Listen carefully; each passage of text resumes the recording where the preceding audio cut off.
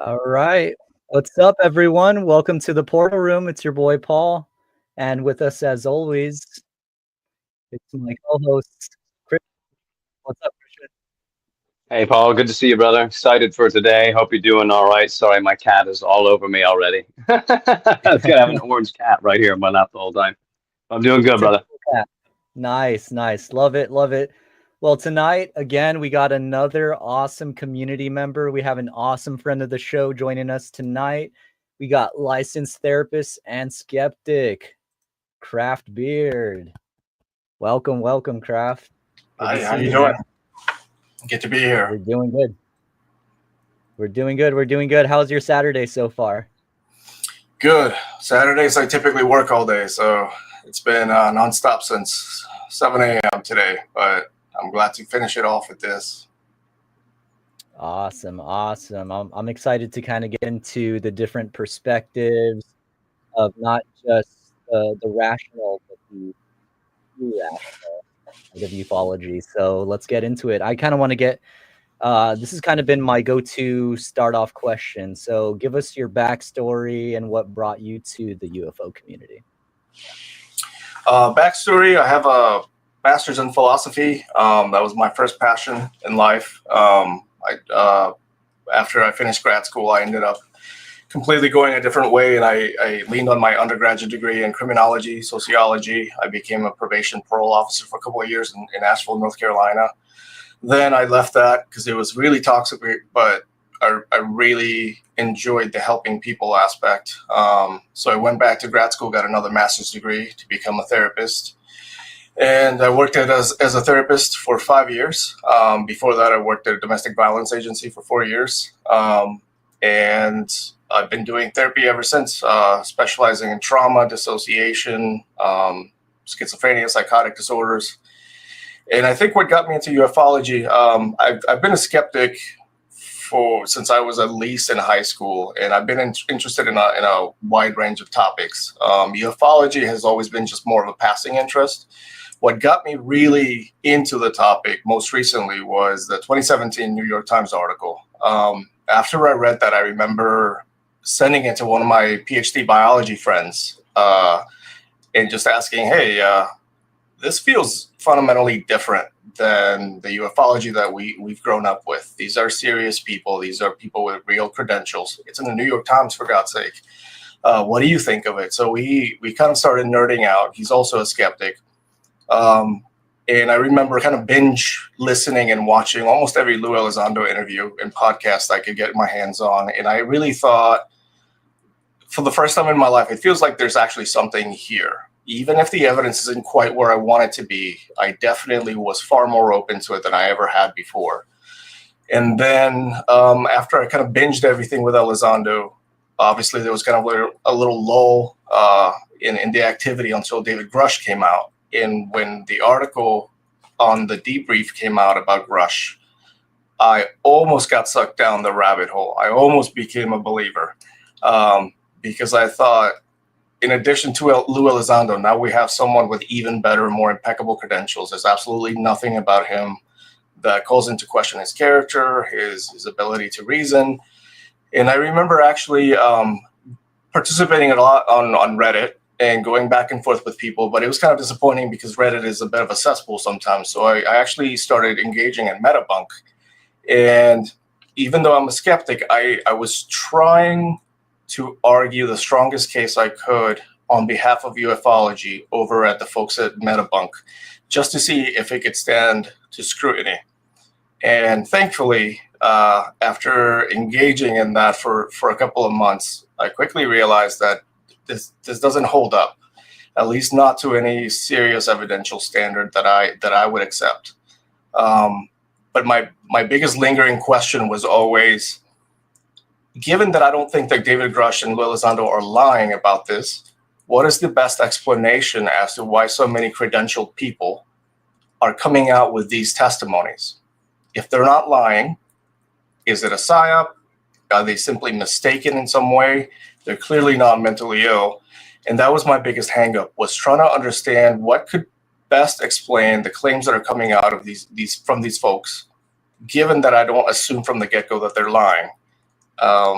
And that's kind of the journey I've been on ever since. I think I finally got a satisfactory answer, but yeah, it was. I got really close to getting sucked down the ufology rabbit hole. I'm thankful I got sucked out, but I really tried to put it to the test with the strongest kind of opposition that I could to see if it could stand up to scrutiny. Absolutely. I mean, there's a lot of holes to pick at, right? So, I mean, it makes sense to kind of fall back to the skeptical side of, you know, not putting your full belief into this stuff because high credentialed whistleblowers are coming forward. Like, to me, it's about the evidence always as well, right? Even though I've had my own personal experience when it comes to the government, right, and these individuals, I think it's important to really hold them up to that standard. I mean, wouldn't you say? Yeah, absolutely.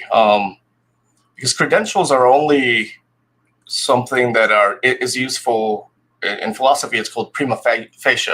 So it's a good starting point in terms of assessing the credibility of a claim, but it cannot do all the heavy lifting. Because if you go to a scientific conference, there's going to be absolutely no one in that conference who's going to be impressed by your credentials, because literally everyone there is presumably going to have a PhD just like you. So it just doesn't matter who is making the claim. What matters to them is the weight of evidence that they have to present to the rest of the community. So credentials get your foot in the door. At least for me, the credentials tell me who is worth giving a listen to from the get-go.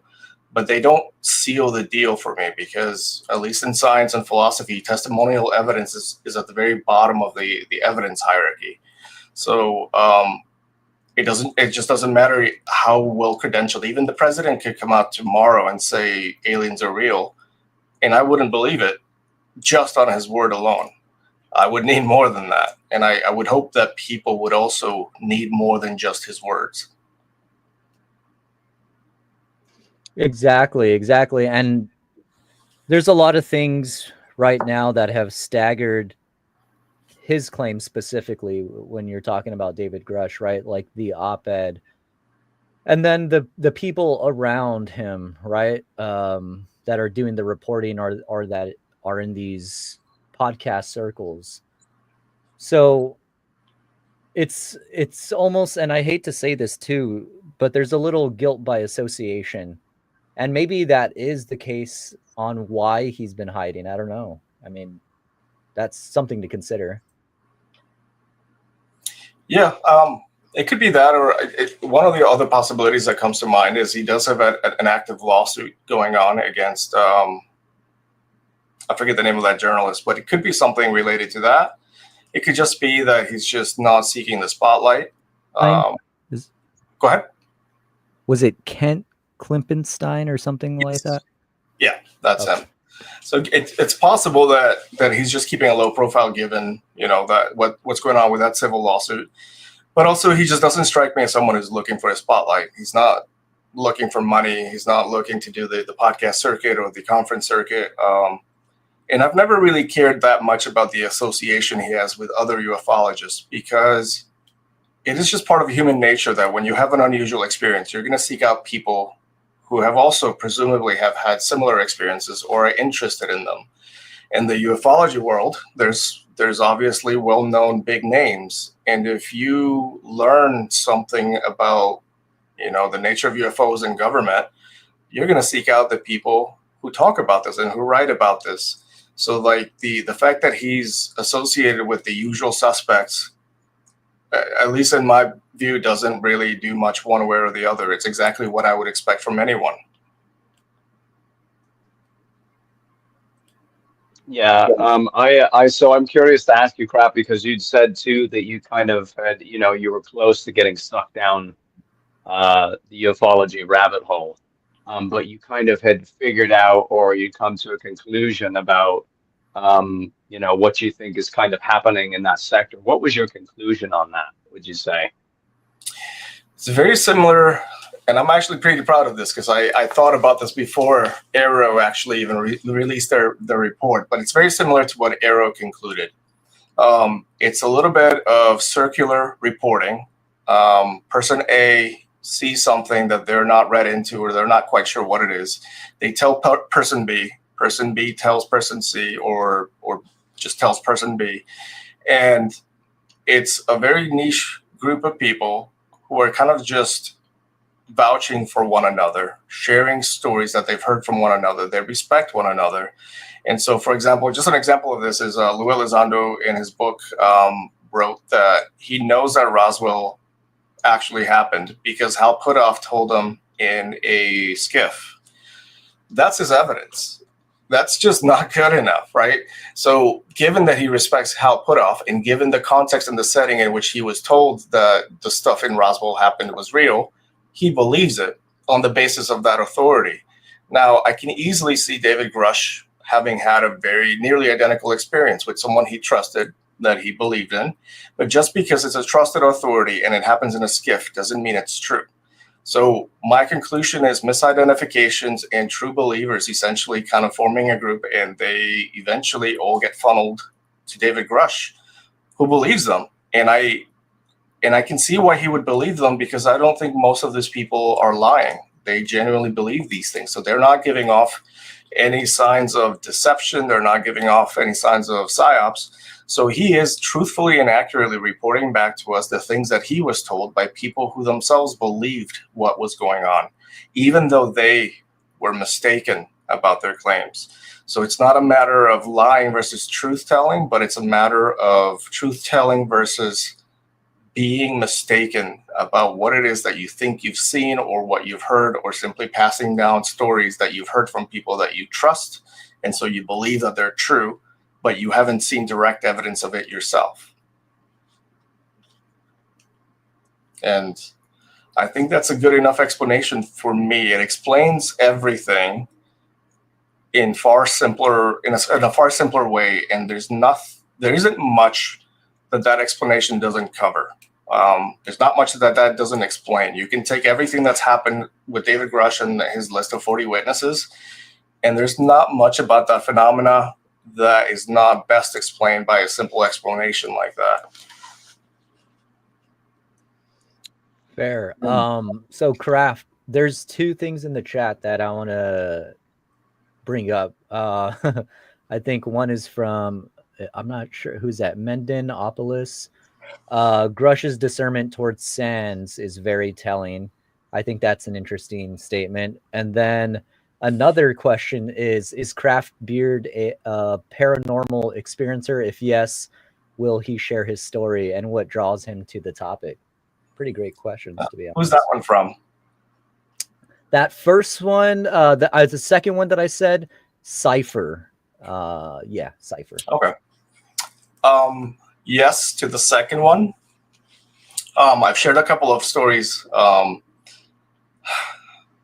trying to think of how many. So depends what you call paranormal. So I've had astral projection experiences that I practiced a lot. I spent a long time practicing via the gateway tapes, and eventually I succeeded. I think 6 of them total. So I know that astral projection is real, but I just do not believe that my spirit actually left my body, even though it felt like it did. But in addition to that, I have met with, I lost count of the number of people, patients or clients at the jail, who constantly reported seeing exactly the same thing over the course of 5 years. They constantly would report seeing shadow people. And if at first I just kind of dismissed it as either hallucinations or just mental illness, but over the course of 5 years, I mean, we're talking about over 100 people who I had them sketch out exactly what they saw. And these were people who were not mentally ill, because I was their therapist, so I know what their mental health condition was. I know that they were not on drugs. And time after time after time, they kept reporting seeing exactly the same kind of being in exactly the same parts of the jail. And not just the inmates, but also the guards. And most of them would not actually even tell me unless I directly asked. And most of them were actually hesitant to even share that with me, out of fear that I would label them as mentally ill. So after enough consistent stories like that from people that you know are not mentally ill, you start to take it far more seriously than you would before those experiences. Now, I've never seen them myself, but I do believe I don't have an explanation for why they were consistently seeing these things so often, and it's such a wide range of people, including the guards, because when you work with people who hallucinate with schizophrenia and psychotic disorders, every person who hallucinates, their hallucinations are almost always very unique to that individual. There are very few people who hallucinate shared hallucinations. So one person's hallucinations might be of their deceased mom or wife or a dog or demons on the wall. Another person sometimes will see like a little leprechaun or like spiders on the wall. So everyone is very unique. So these people are not hallucinating because A, they don't have psychotic disorders, and B, they're seeing the same exact thing. Now, the third paranormal experience I've had was with an individual who had multiple personalities. And one of his personalities called itself Lucifer. And I was talking to him directly. And sometimes when people who have multiple personality disorder switch into an alter personality, sometimes they experience something called dissociation, which is they are watching themselves from outside of their body as if they're looking at someone else. So while I was talking to this entity called Lucifer, this person was watching it from outside of his body. And in the middle of that conversation, suddenly the original client comes to and tells me, "Oh my God, what the hell just happened? I was just watching this. You have this conversation with Lou." And because I know that this happens so often, but I've never actually had it happen in front of me in a therapy session, I asked him if it would be okay if I could grab a sticky note, if I could write something on it and stick it on his back, and if he dissociated again, if he could tell me if he could see what I had written on that sticky note. And he said, sure. So I was very careful to write something out of view, and I was very careful to place it on his back without him being able to see it.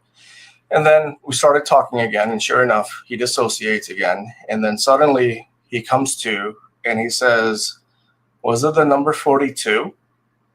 And when he said that, like, I felt my stomach kind of churn, because that's exactly what I had just written. That's crazy.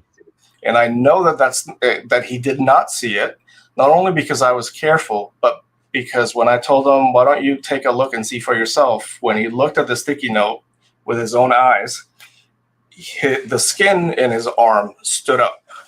And that is not something that you can fake.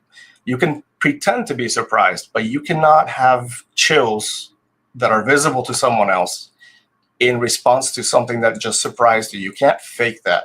So I know that he was just taken as aback by that as I was. So that's one kind of paranormal experience. I think it counts as paranormal. Then I've had an out-of-body experience when I was a little kid. And that's about it. Yeah. Yeah, that's heavy. That's heavy duty. I would, if that was me, I'd probably be in shock, honestly. How did you, like, after that happened, Kraft, how would you say that, did that shift your perception a little bit towards like the paranormal itself, and kind of how whatever we're dealing with here interacts with us, or just I mean, like, it's such a heavy experience. Like, how did that affect you? Really deeply, because that doesn't fit my worldview. I was a naturalist. So a naturalist is someone who believes that only the material world exists. And when you see something like that, that just doesn't fit my worldview. Now, because I've been a skeptic, I had read quite a lot of parapsychological literature before this, but I never really took it seriously. But after those experiences, I actually became far more open to the reality of a lot of parapsychological phenomena. I started taking it a lot more seriously. And I actually signed up for a course with the Ryan Institute on parapsychology, and I took a course on it. And there are some parapsychological phenomena that I'm absolutely convinced are real, like remote viewing, precognition, which I've seen in some of my clients. Some other ones I'm not so sure about, but it definitely opened me up to that realm of psychology in a way that I was not open to before, because I experienced it firsthand. So, Kraft, I have a kind of a couple of questions that I wanted to ask you here in terms of the work that you do, and I'm wondering if you've ever come across this specifically. So, have you ever worked with clients who believe they've experienced UFO encounters? And if you have, how do you approach those situations therapeutically? Surprisingly, no. In over 5 years, it has never come up. A lot of ghosts, a lot of shadow people, a lot of paranormal phenomena, but never, not a single person has ever mentioned seeing lights in the sky. A handful of people have seen orbs, but they mostly interpret them as ghosts rather than NHI in the ufology sense.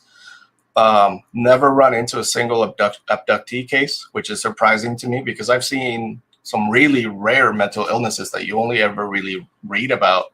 So I was for sure that by this point I would have encountered at least one, but I suspect the reason for that is because most of them only happen under hypnotic regression.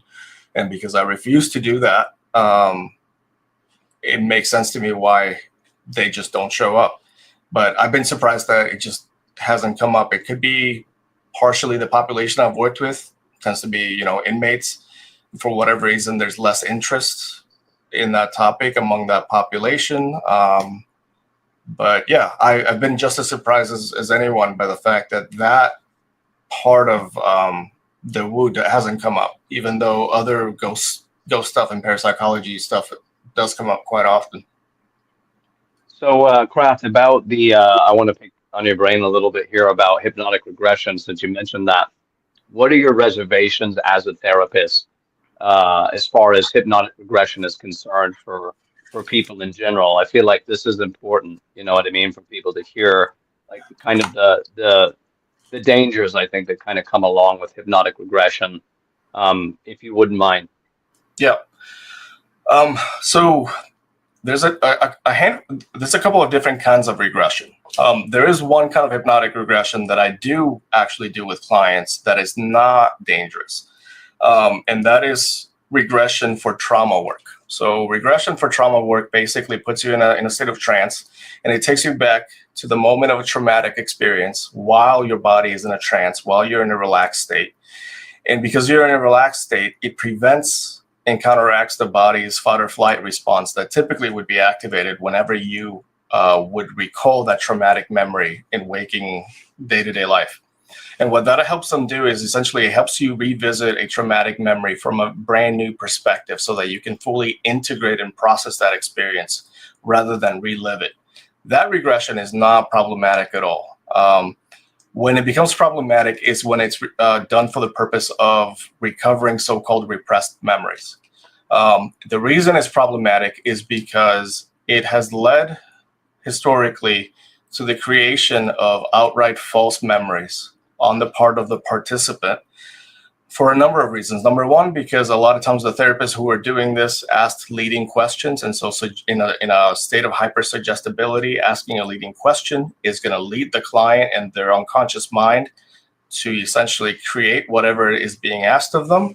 But also because when you're in a state of trance, your creative faculty, which is the unconscious mind, is active. Your rational brain is kind of dormant, the prefrontal cortex. And so when you're in that state, your imagination is let loose. And so what looks to you like a memory is essentially just a creation of your unconscious mind. And the problem is that whenever you are engaged in memory recall like that, you have absolutely no way to discern what is a real memory and what is a fabrication. And from the first person perspective, they feel identical. There's been many studies also showing that past life regression is equally dangerous because what people are really doing is they're looking for answers for their problems in day-to-day life today. They're looking for the origin of those problems in a previous life. The problem is, once again, the unconscious mind is going to give you exactly what you're asking for it. So if you tell the unconscious mind in a state of trance, take yourself back to the life that you lived before this one, what are you going to do? Your mind is going to immediately start imagining what a previous life might have looked like. And your unconscious mind is going to try to work out this problem by showing you some kind of conflict that you may have lived in that previous life and present that as the source of your current day symptom. The problem is that these are just fabrications, and we know they're fabrications because, number one, there has never been a single case of a past life regression that turned up information that we could independently verify through documentation or anything like that. Number two, we've also been able to test past life regression by creating a fictional character without the knowledge of the participants and asking them in a state of regression to go back to their previous life when they lived as such a person in this time period. And sure enough, whenever they were told to go back to that previous life, they all came back with very vivid, descriptive details of the life that they had just lived as this individual. And it's not until after the study that they were told this individual never existed. We created it out of wholesale for the sake of this study. So that shows you that you can have a vivid, sharp experience of a previous life under regression that feels real to you when you're told, even though the character that you allegedly just reported having lived as is a character from fiction. I think that kind of just puts the nail in the coffin. The dangers are false memories. And it's not just the fact that they're false memories that makes it bad, in my opinion. It's also the fact that in the 90s, this led to the satanic panic. People were going into therapy. They were being regressed. Someone would come into the therapy room complaining of just mild depressive symptoms, and a careless therapist would tell them, well, I've seen this before, and sometimes people who are depressed might unknowingly be depressed because they're repressing some kind of childhood sexual abuse. Would you like to find out if that happened to you? And the person's almost always going to say, yeah, because they trust the therapist. And so the therapist is going to do a regression on them. And because the expectation is that that's what they're going to find, sure enough, people started suddenly recalling memories of childhood satanic ritual abuse and sexual abuse that never actually ended up happening. And it became a massive phenomenon nationwide, even though not a single one of these cases actually, at least of the satanic panic kind, no evidence ever came up that such things were happening.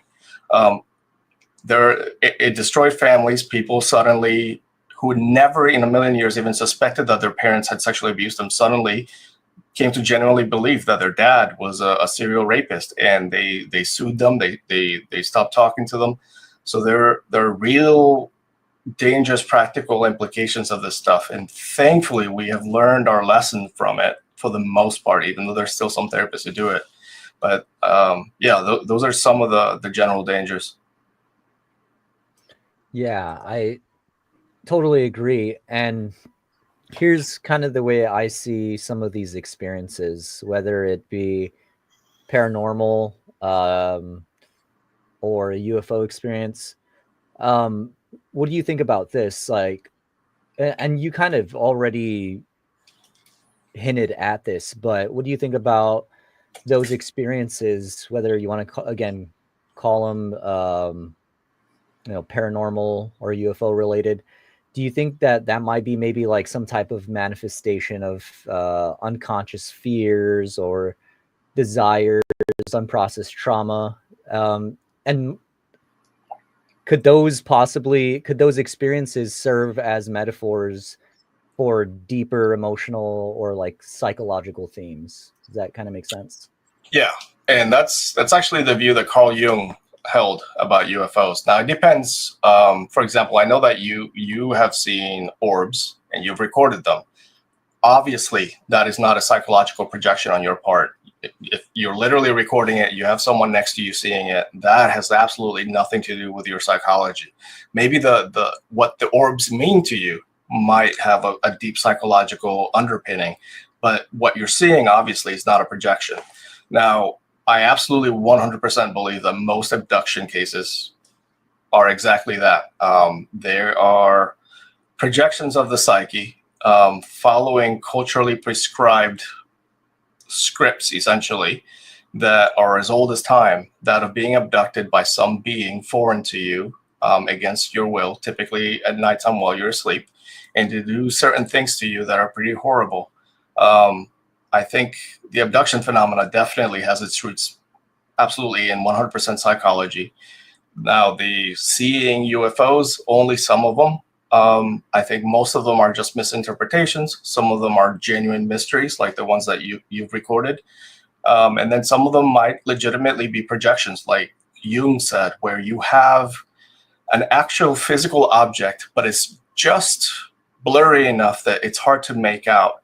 And when you have something that is just not well defined, that gives our minds license to project onto that blurry object anything it wants.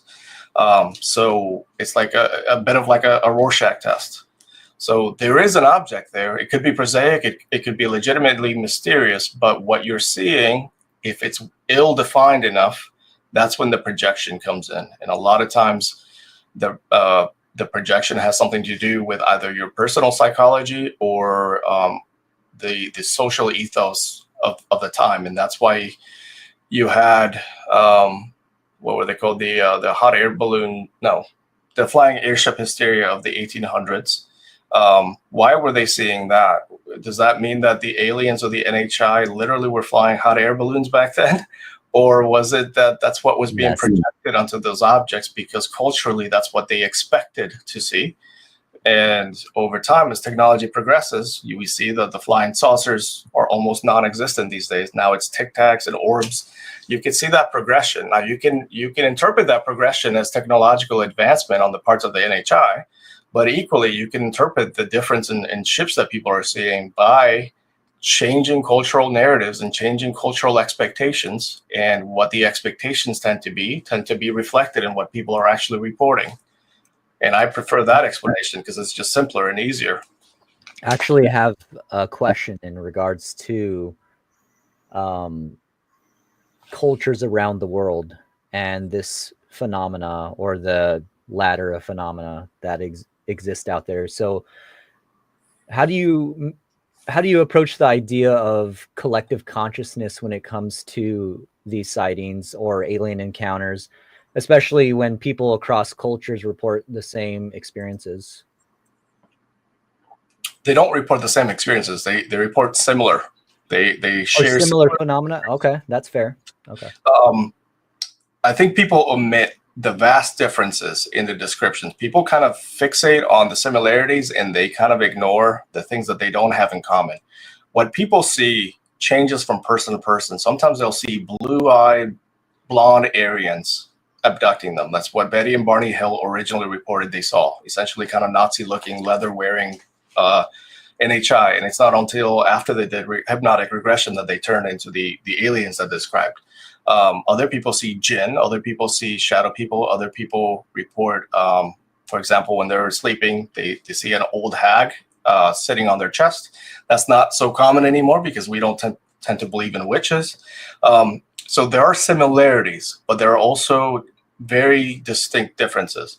The similarities are universal in nature because there's a universal feature about humanity, given the kinds of creatures that we are, that it is universal for us to fear similar things, such as loss of control, loss of autonomy, and being taken by force by some unknown other. That is a cultural universal you see from culture to culture. But the specifics are very different. And also, we can't forget that we live in a globalist society in which cultural artifacts like the Greys permeate other cultures. So it's not like the Greys only exist in the US. Japan has access to all the media that we have. So through cultural osmosis, they're inheriting all of the baggage that comes from our media. And suddenly they start reflecting that in their own experiences. So, yeah. And that's why I asked, because I totally agree. Like, I mean, we can't prove, right, that it's exactly the same, but I do believe there's this influence machine on the subconscious level through that collective consciousness.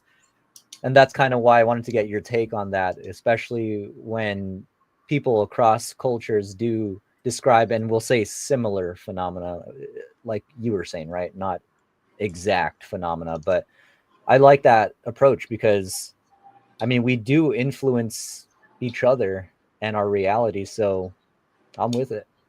Can I actually read an excerpt from Susan Clancy's book on abductions that touches on exactly this question?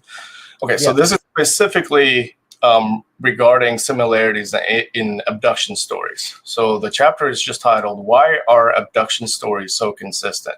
And she writes, first of all, alien abduction reports are only broadly similar. In their particulars, though, they're very different from one another. They vary enormously in details, such as how people get taken. Some people report they're taken through walls, sucked up by beams of light, ushered into UFOs. They also differ in what the aliens themselves look like. Some are tall, some are short. Sometimes they have pads on their fingers, suction cups on their fingers, webbed hands, non-webbed hands. They differ in what they wear. Sometimes they wear nothing. Sometimes they wear orange overalls, silver tracksuits, black scarf, and a cap.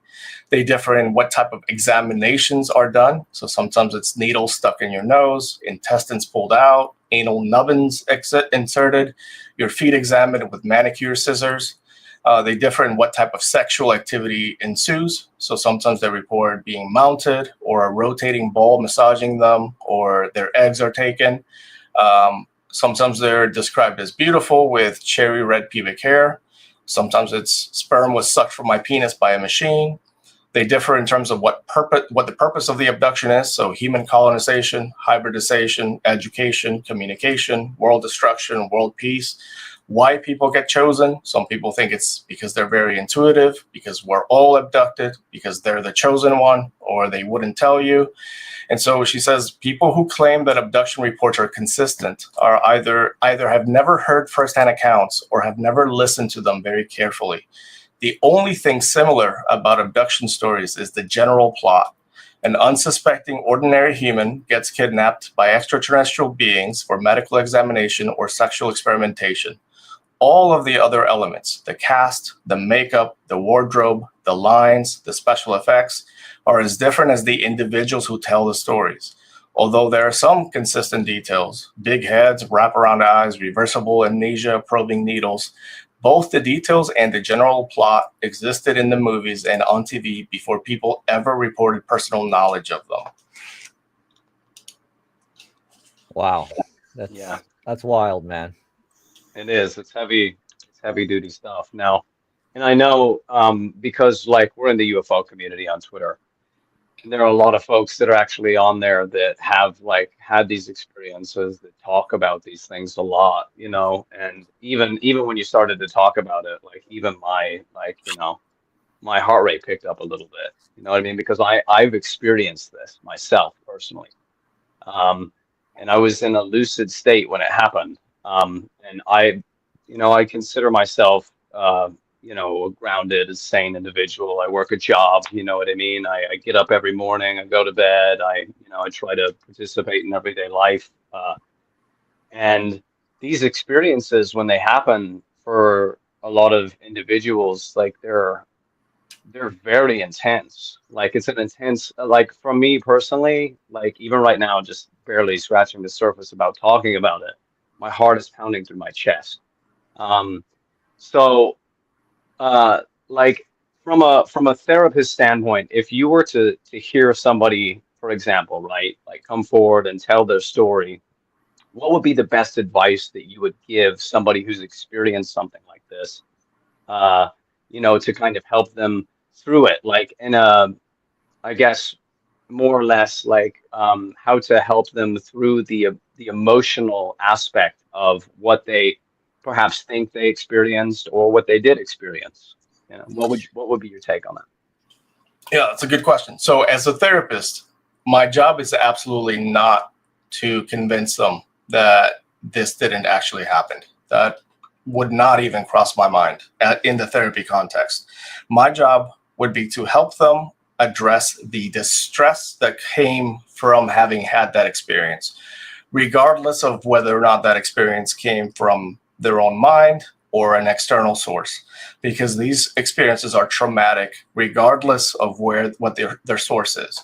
My job would be to help them process the powerlessness, the loss of autonomy, the invasion of their sexual autonomy, essentially doing trauma work with them. Only if they're interested in pursuing the question, did this actually happen in the real physical world? If they bring that up, then I wouldn't impose my view on them. I would try to ask them the right kinds of questions so that they come up with an answer that feels satisfactory to them. Because my role as a therapist is very different than my role as a skeptic and the way that I typically present, in UFO Twitter. I've been a skeptic for longer than I've been a therapist, but my personal beliefs just have no role to play in the therapy room. I am there to help them with whatever aspect of that experience they need help with. And it's usually the PTSD part. If they ask me my personal opinion, do you believe me? Well, yes, I always believe them. That doesn't mean I believe their interpretation of the source of the experience. And I think sometimes people get offended by that, but they have to remember the kinds of things that we hear and people like me see all the time. I work with schizophrenics. I work with people who experience gang stalking, people who see things that objectively are not really happening to them because that is the nature of some psychotic mental illnesses. I cannot be expected to believe everyone's interpretation of the world as they see it as a therapist. I am expected to take at face value that they are experiencing these things and it is distressing to them. And I can help them with that part. But I am not required to believe that they are physically being taken, even if they believe that. But the good thing is, it's also not my job to try to convince them otherwise. Only if I suspect that this person might benefit from believing that it is all psychological in nature, only then would I be tempted to even broach that topic with them. But it is just not part of the actual therapy process. My job is to help them deal with the distress. Now, I'm curious. You mentioned that you noticed that your kind of heart rate kind of jumped up while I was talking there. So that's really good that you noticed that. Usually that is, when that happens, that's usually a kind of your body's reacting to a perceived threat of some kind. Was it what I was reading that you think created that increased heart rate?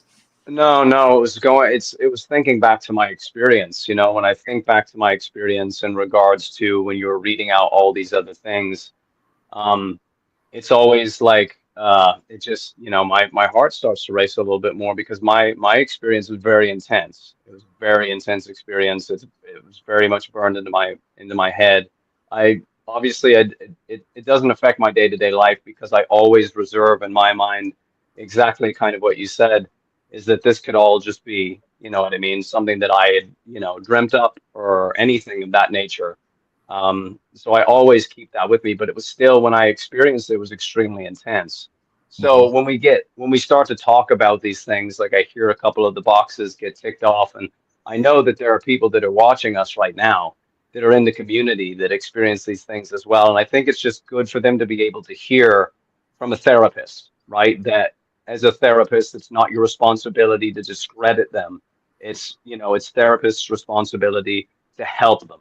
You know what I mean? To get through these things, to come out on the other side of them, whether, asking whether or not you believe me, that's a whole nother ball game. But, and that's kind of what was going to segue into a little bit into my next question. As a therapist, how do you think, for example, therapists or, academia in general in the psychological sphere, could start to maybe destigmatize this a little bit more, so if individuals have experienced these things, to come forward and speak to therapists about it without fear of being locked up, and all the tropes that come along with that.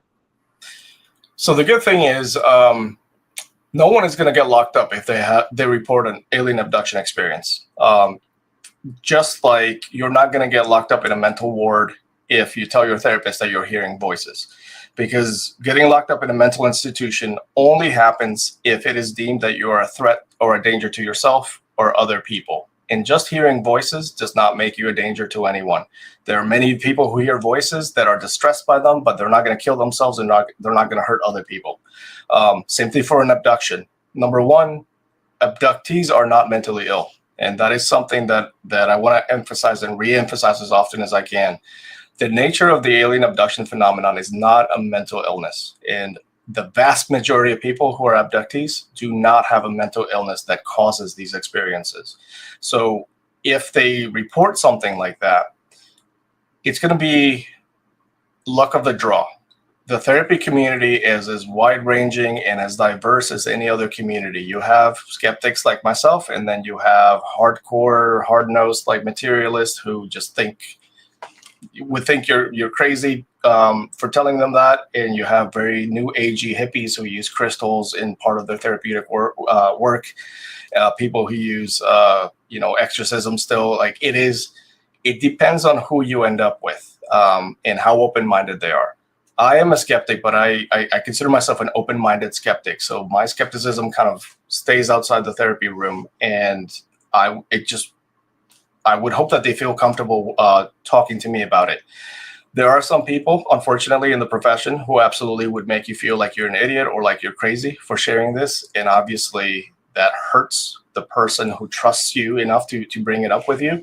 So unfortunately, it requires some kind of careful assessing of the therapist to see how open-minded they might be. A good therapist should approach it with open-mindedness and non-judgmentalism, regardless of what they believe. Now, academia is slightly different in that the psychology world is split into the academic psychology side of things and the clinical side of things. So the academics very rarely actually practice therapy. They do the studies, but they're not doing therapy one-on-one. They tend to be a lot more skeptical, a lot more dismissive of this stuff. And I don't really see any way to change their mind unless real concrete good evidence comes along. But in terms of the clinical world, thankfully, the people who go into the clinical aspect of things typically do it because they want to help people. They're not trying to get publications under their belt. They're not trying to boost their own egos. And so the therapists tend to be of a different nature than the academics. And I think for the most part, you're not going to have a bad experience if you tell a therapist that you've had this experience. A good therapist is going to try to figure out what it means to you that you had this experience and how distressing is it to you. So for example, you mentioned that just thinking about it kind of raises your heartbeat. That immediately, from my trauma-informed lens, tells me that that's a red flag for trauma. Whenever a memory gets your heart racing, that tells me that memory still feels like a threat to you and it hasn't been processed. So my immediate approach would be to try to help you process that so that memory can be remembered in the future without you having that physiological response ever again. That way you don't have to kind of avoid thinking about it, or you won't have to be have a phobia of even talking about it out of a desire to avoid that uncomfortable feeling in your body. That's what my approach would be. Yeah, and that's excellent. That's exactly what I think, individuals who've experienced this kind of thing should look for in a therapist, like Craft Beard, for everybody who's watching. Make sure that if you have experienced things like this and you're trying to, work through it, I would always suggest to do it, with a licensed therapist because they have the tools in order to help you work through these things in the appropriate way. So thank you, Craft. I really appreciate I you love that. saying that. Yeah, I love that, man. I'll even say publicly, personally, Kraft is really great at what he does. He's helped me personally, just on the back end of things. And I can see how that's very useful. I mean,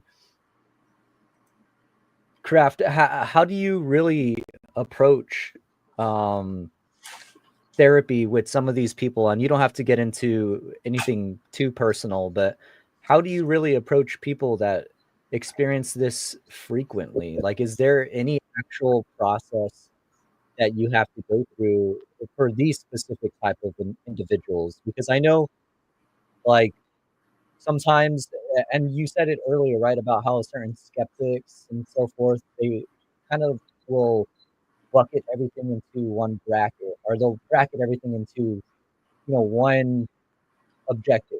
Does that kind of make sense? How do Mhm. you deal with these specific individuals in terms of, again, like helping them get through that process, right? Because you just said right now, right, that your way is kind of just, I guess you can say, repositioning their perspective, right? And kind of when you look back at it, you don't have to process it the way you had been, right? So you're working through the levels. But is there anything else specific outside of that that you utilize that you can maybe share? Yeah, so we would have to kind of specify what kind of experience So we're dealing yeah. with. So abductee would be different than someone else. Okay, perfect. So okay, let's do 3. Okay, um let's say abductee, let's say somebody who's had like a ghost or paranormal experience, and people who just see lights in the sky, like Okay. those 3 specifically. So I don't get the impression that people who see lights in the sky are distressed by those experiences very often. There's a lot of curiosity. There's a lot of searching for meaning, the meaning behind those experiences, but they don't tend to be traumatic. Maybe I'm wrong. I know I've read reports of people suffering some physiological damage from it, but those tend to be the exception rather than the rule. So I don't think those folks would necessarily even need therapy beyond trying to just make sense of those experiences, get some validation that they're not crazy, figuring out how to talk about it with their loved ones in a way that they won't feel judged. So that would be the easiest case. Ghost paranormal type experiences, it's the same thing, and I've been extremely surprised that not a single person who has seen shadow people, for example, has been distressed by those experiences. They don't bring it up to me up front. They're distressed by it in the moment, in the sense that they're seeing something that their minds know is not part of the natural world. And so it's spooky in the moment, but it's never been traumatic for them. So for those folks, it's also a case of making sense of it, making meaning of it, maybe helping them understand, okay, not the shadow people, but like if they see ghosts, who or what might it be? What might it be? Someone attached to them, to the home, someone from their life. If it is an ongoing abduction case, that's going to be a lot trickier than a person who has had abductions in the past, but they're no longer happening. Because obviously there's nothing I can do to stop the abductions from happening. If they're happening physically to them, unfortunately, I can't help put an end to it. What I can do, number one, is help the trauma response. So people who are constantly being abducted often have anxiety about about the fact that it's probably going to happen again, and they might constantly be in a state of hypervigilance, just constantly looking for the next time that they fall asleep is going to happen again tonight, and that might fuck up with their sleeping cycle. There's a lot of fear involved. That part is the trauma part that you absolutely can help. You can help them come to the recognition that even if they cannot control that these experiences are happening to them, they're also not going to die from them. They're generally safe, even though their autonomy is being taken from them momentarily. So it's taking away the anxiety, it's taking away the utter perceived lack of control and powerlessness, because we are all powerless in some sense in our lives. There's a million things that I don't have control over. So it's being able to become comfortable with the things that you can control and the things that you can't control. And the best analogy would be working with inmates, people who absolutely have no control over any aspect of their lives for the next 20 years, right? Objectively, it is a horrible situation. It's objectively bad. But the way that you respond to the lack of control is something that you can change. You can let it consume you and let it fill you with dread and anxiety, or you can face that challenge every day with some sense of dignity and control. Again, with ongoing abduction cases, definitely addressing the trauma, addressing the fears. I suspect, because of the nature of abductions and what I think is behind them, I suspect I could put an end to them if they were open to the possibility that it's not physically happening to them. Because if I am right that this is a projection of the unconscious, I do hypnotherapy as part of my therapy work. I could try to communicate with that person's unconscious mind to try to understand the meaning and the nature of these experiences and why they look this way, what it is that is being projected visually to them in symbolic form, in the form of an alien. And if it is part of the unconscious, then you could speak to the unconscious directly and rewrite that script. I could be wrong. That's just what I suspect could happen. But if they're not open to that, then at least addressing the powerlessness, the meaning of it, the fear, and yeah, that would be the best. Because obviously there are people who experience things that I can't control and I can't be expected to fix for them.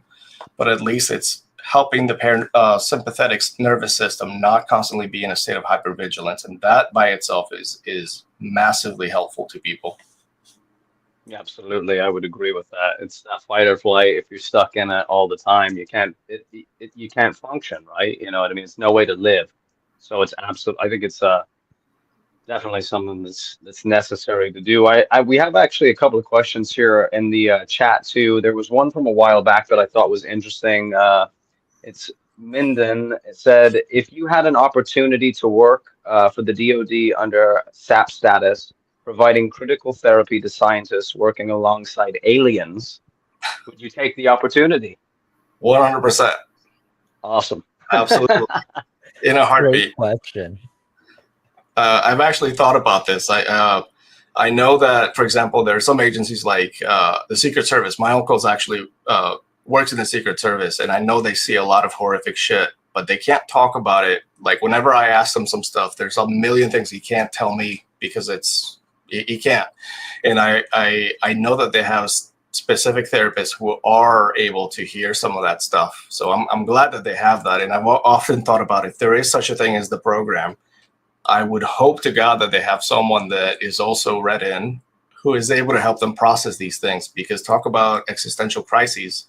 Yeah, I would take that job in a heartbeat.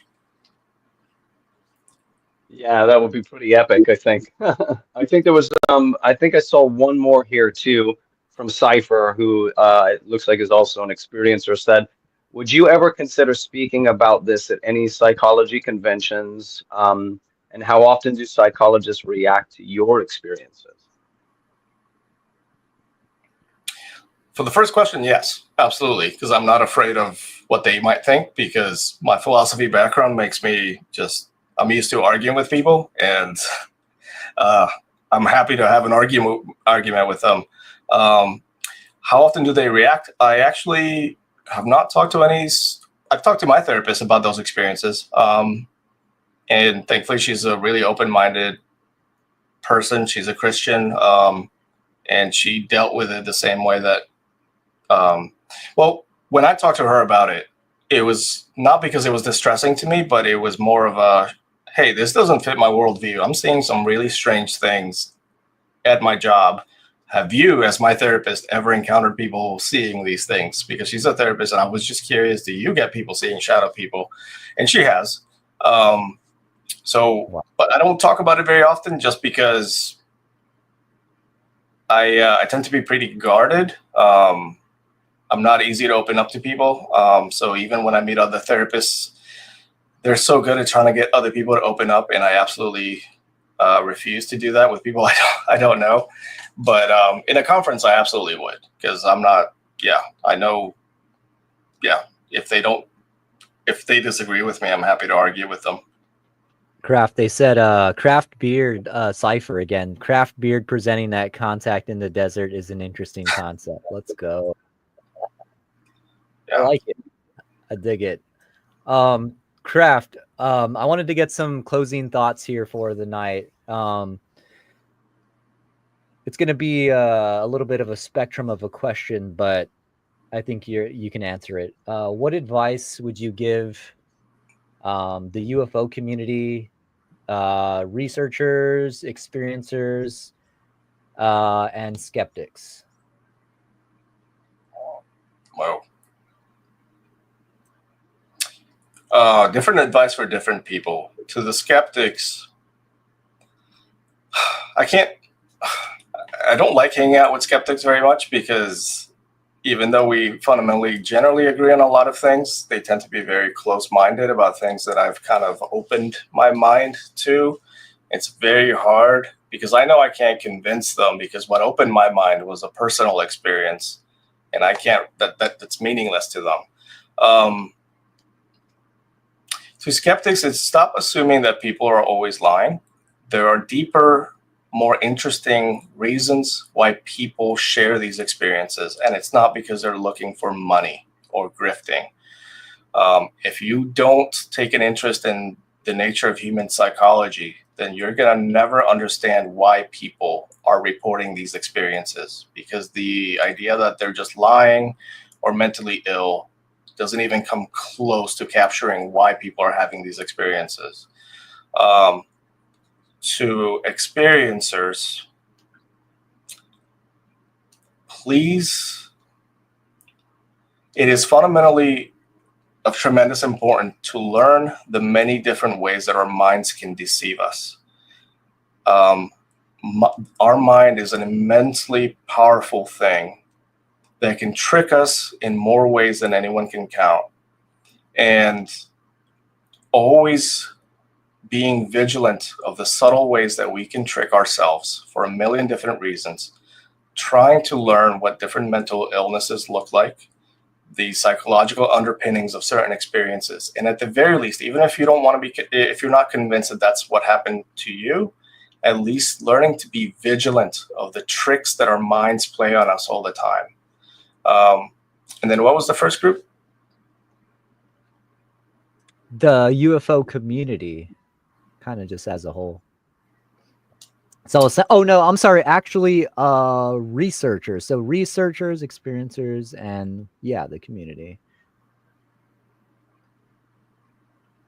Oh, It's hard to know what advice to give researchers because the UFO research community, I don't have a very high opinion of it. Well, here's an argument to make, right? I mean, what serves as good evidence, right? Maybe that's some advice to give, right? I don't know. I think they generally know what serves as good evidence, and they're fully aware that they don't have that, and so they retreat into pretending like the weaker forms of evidence that they do have is stronger than it really is. Testimonial evidence, no matter how honest people are, honest people can be fooled. They can fool themselves. They can be fooled by something else. Number one, never, ever, ever trust the reliability of your. No, let me rephrase that. A lot of people seem to think very highly of their ability to tell when someone is lying or not. Even empaths. I hear this all the time. I can tell that he is being truthful. We know for a fact that human beings are notoriously terrible at spotting deception. Even trained CIA, FBI analysts barely do better than chance. I think the stats are like 52, 53% better than chance. We are not good at spotting deception. And so anyone who thinks that they can spot a liar from a truth teller is fooling themselves. I know I can't, and I'm a therapist. I don't judge. I don't trust my own judgment. A lot of people have seemed honest to me that I ended up finding out were complete notorious liars, and I'm a therapist. So be a little more humble in your ability to spot deception. And then also never assume that an honest person is correct about their interpretation of what they saw, because honest people are themselves capable of being fooled. And Friedman mentioned something similar. Some of the most honest people he has ever met have also been the most mistaken. So honesty is not a substitute for truth. I think there's many people who are generally telling us the truth as they see it, who are nevertheless mistaken. I think that's at least a good start for researchers. Oh man. So that was a even better response than I expected. And that's why I asked it, because I think like the level of what I hear, just as kind of a regular in the community, in the UFO community, a lot of it comes from who you're willing to believe, right? And then they kind of file that into their research. So yeah, you explained it perfectly though. But yeah, this was great, guys. We're gonna close it out for tonight. Kraft, I want to thank you again personally so much for coming on. I'd love Thank to you. have you on again. And Christian, thanks again for co-hosting. All the Portal peeps, thank you so much again for coming through. Have a good rest of your day, or a great Thank you. night, actually. Peace.